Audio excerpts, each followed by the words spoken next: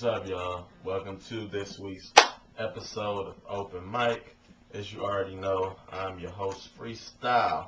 What's going on, everybody out there in Blogland? Hope everybody having a good week. Thank y'all for tuning in to another edition, another episode of Open Mic. On this week's episode, I'm going to talk to y'all about this interesting article I read about teens being able to read emergency contraceptive labels.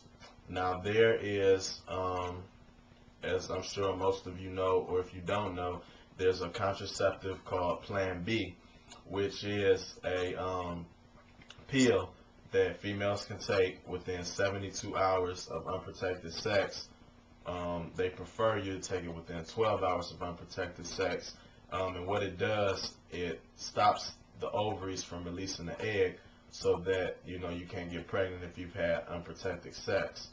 So like I said, the pill is called Plan B, and it's being offered only to 17-year-olds right now. However, a study was conducted on over 1,000 girls from the ages of 12 to 17 on how much they knew about contraceptives. And based on their studies, compared to a test that was done back in 2002, the girls that took this test, over the thousands, 12 to 17-year-olds, knew more than the adults that took it, back in 2002. So I think that, in the state that we are in, with teenagers having sex and starting so young and at an early age, of course this pushes the need, even more for comprehensive sexual education, but it also, presents the government, the FDA, should they allow this contraceptive, to more than just 17-year-olds, and that's what they're trying to decide right now.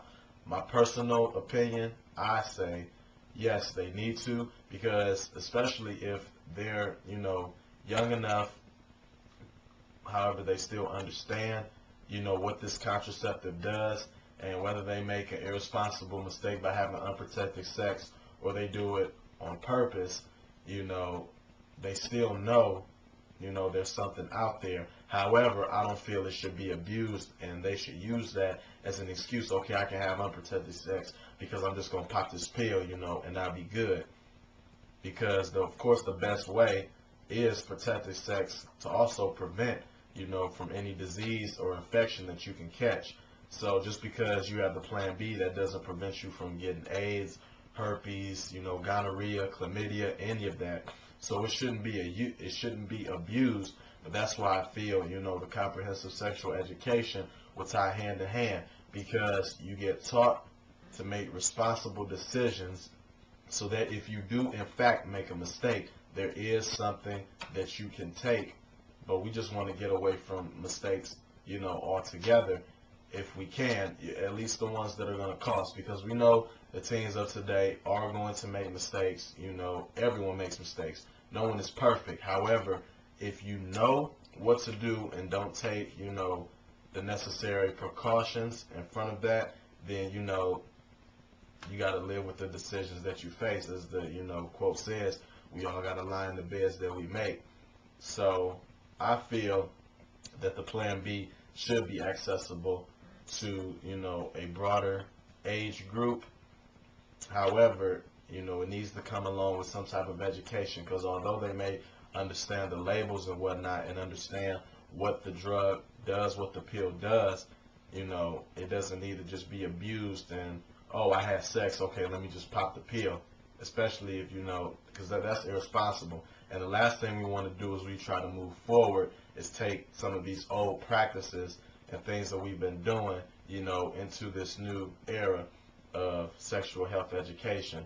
So, like I said, once again, I believe Plan B should be accessible. However, the comprehensive sexual education needs to be present, so that responsibility comes with, taking this pill and, making these decisions when it comes to sex. But, as always, I appreciate you all leaving me comments. Let me know what you think about what's been talked about on the show. I appreciate all of y'all tuning in, Thank you. This is Freestyle signing out. I'll holler at y'all next week. All right, peace, y'all.